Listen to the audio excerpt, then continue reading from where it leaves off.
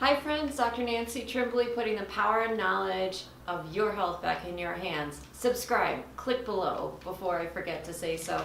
So nothing takes the place of an adjustment. A chiropractic spinal adjustment is completely unique.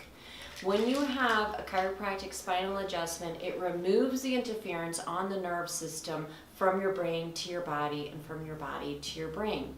So no amount of physical therapy will remove that subluxation in the spine. No amount of stretching, no amount of exercise, no surgery will do that. Even if you have disease processes going on, whether it's cancer, multiple sclerosis, or rheumatoid arthritis, or whatever it is, a chiropractic adjustment can elevate your health potential to whatever your ultimate potential is.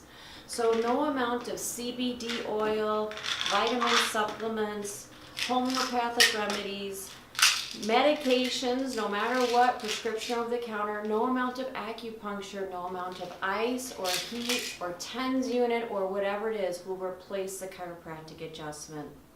Putting the power and knowledge of your health back in your hands. Bye for now.